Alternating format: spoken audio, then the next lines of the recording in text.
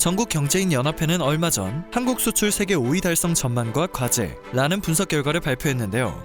여기에서는 수출 강국으로서의 한국의 위상이 강화되고 있음을 확인할 수 있었습니다.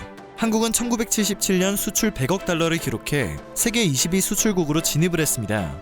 그리고 42년간 수출이 연평균 9.96% 증가했는데요. 지난해에는 수출 5,418억 달러로 세계 수출 시장 점유율 2.9%를 기록해 세계 7위 수출국으로 성장을 하기에 이르렀습니다. 2018년엔 미국과 독일, 중국과 네덜란드, 프랑스, 일본에 이어 세계 7번째로 수출 6천억 달러 고지에 오르는 성과를 거뒀는데요. 한국이 현재의 수출 증가세를 유지한다면 2026년 일본을 추월해 세계 5위의 수출국이 될 가능성이 매우 높은 상황입니다. 올해 한국은 신종 코로나 바이러스 감염증 여파에도 다른 선진국에 비해 선전했다는 평가를 받고 있습니다. IMF에 따르면 상반기 세계 교역 규모는 전년 동기 대비 12.9% 감소한 가운데 한국 수출은 11.3% 줄었는데요. 세계 20대 수출국의 평균 감소율 14.2%를 감안하면 한국이 선방을 했다는 평가가 왜 나오는 것인지 이해가 가능합니다. 정경련은 수출 회복세를 발판으로 한국이 세계 수출국 5위권에 진입하는 것이 어렵지 않다고 내다보고 있습니다.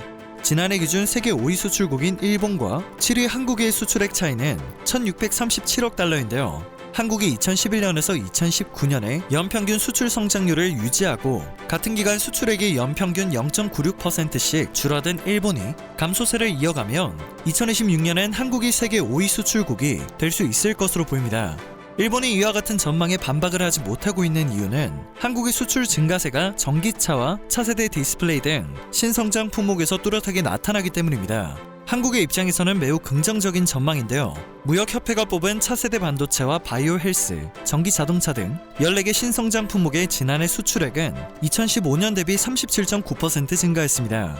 반면 일본은 핵심 수출 품목인 고부가 부품 및 소재의 대중국 수출 감소 추세가 매우 뚜렷하게 나타나고 있습니다. 일본의 핵심 수출 품목에서 수출 감소 추세가 나타나는 것에서는 한국을 상대로 단행했던 수출 규제의 영향도 있을 것으로 분석되고 있습니다.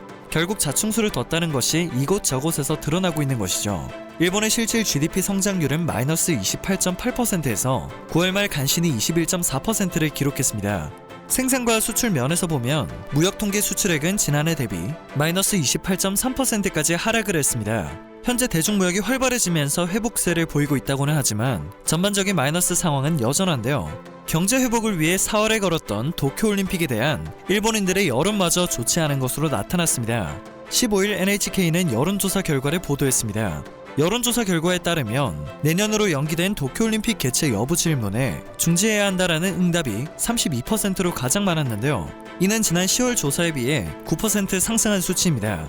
더 연기해야 한다라는 의견도 31%였습니다. 확산세가 이어지고 있는 가운데 무리하게 도쿄올림픽까지 개최하려는 것에 대한 거부감이 여론조사를 통해 여실히 드러난 것으로 보입니다. 일본 언론들은 이달 초 일본 정부가 내년 도쿄올림픽을 위해 대규모 외국인 관광객을 수용할 계획이라고 보도한 바 있는데요. 이후 별다른 소식이 전해지지 않고 있습니다. 일본 정부가 여론을 무시하고 도쿄올림픽 개최를 위한 준비를 가속화할 것이라는 것을 알 수 있는 부분이죠.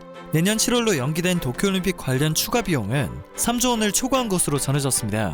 이제 대회에 쓰일 총 비용이 17조 원에 달하게 된 것인데요. 또한 일본 매체에 따르면 도쿄올림픽 조직위원회가 지난달 10일에서 30일 환불 신청을 받은 결과 요청 건수가 무려 81만 장에 달한 것으로 밝혀졌습니다.